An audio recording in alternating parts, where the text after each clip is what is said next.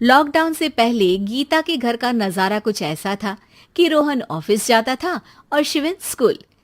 जिनके घर से जाने के बाद गीता काम खत्म करके बाकी समय आराम करती थी।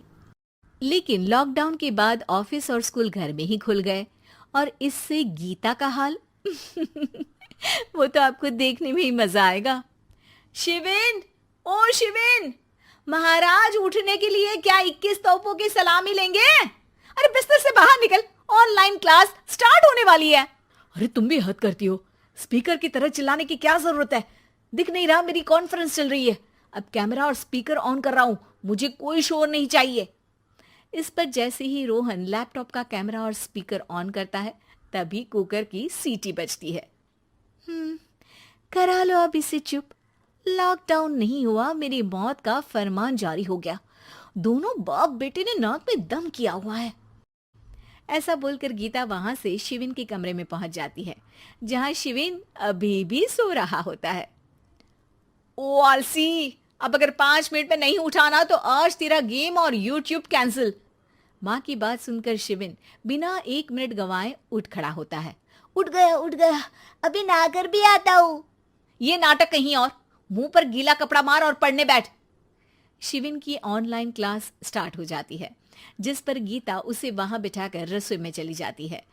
थोड़ी देर में उसे कमरे से कुछ आवाज सुनाई देती है, जिसे सुनकर वो कमरे में वापस आती है। हाय राम, तुझे क्लास अटेंड करने के लिए बोला था, कैमरा ऑफ करके बिस्तर पर नाचने के लिए नहीं बोला था। मम्मी मुझे कुछ समझ नहीं आ रहा, आप बाद में पढ़ा देना ना, वैसे भी अटेंडेंस तो लगी गई है। हाँ हाँ बेटा, जरूर बन जा। तू अभी से हम सबका बाप बन जा। अरे नहीं मतलब कहाँ से लाते हो इतना दिमाग, और पढ़ाई करते हुए ये चला कहाँ जाता है?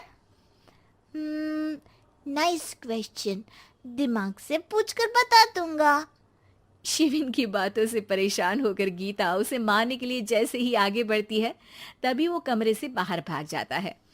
अब शिविन आगे आगे और गीता हाथ में चप्पल पकड़े उसके पीछे पीछे पूरे घर में दोनों घूम रहे होते हैं। इसी बीच वो रोहन के पास पहुंच जाता है और शिविन को मारने वाली चप्पल रोहन के लैपटॉप पर जाकर गिरती है। ओए माँ! मम्मी, अब पापा को चप्पल मार रही हो?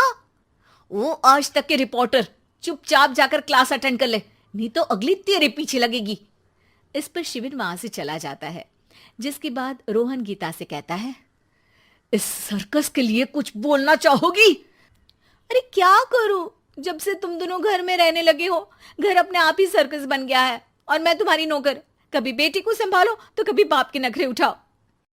इन्हीं सब उथल पुथल में दिन बीतते रहते हैं, जिसमें हर रोज घर के अंदर कुछ नया सियप्पा खड़ा मिलता है, जो ज्यादातर शिविन और रोहन के ऑनलाइन स्कूल और ऑफिस से रिलेटेड ही होता है।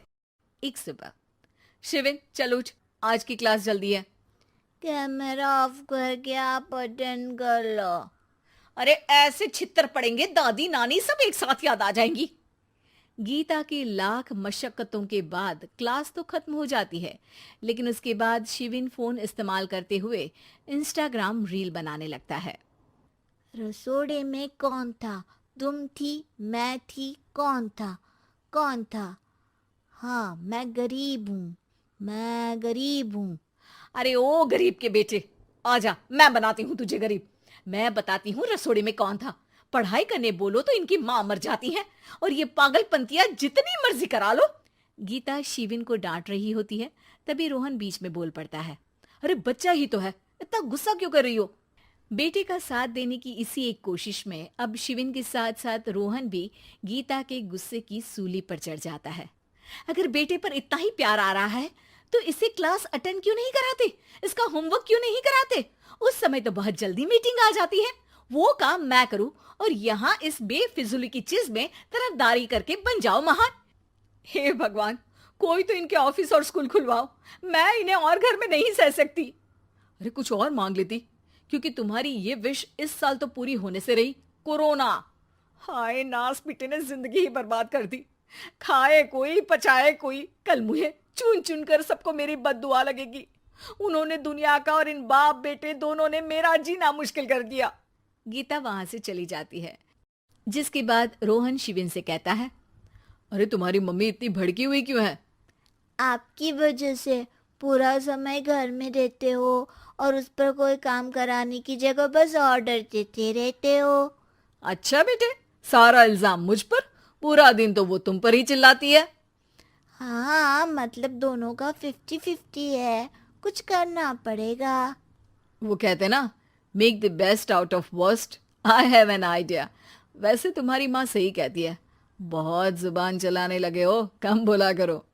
अगली सुबह रोहन और शिविन अपनी गलती को सुधारने के लिए गीता के उठने से पहले घर का आधा काम खत्म कर देते हैं, जिसे देखकर गीता खुश हो जाती है और फिर बाकी बचा काम वो तीनों मिलकर पूरा कर लेते हैं।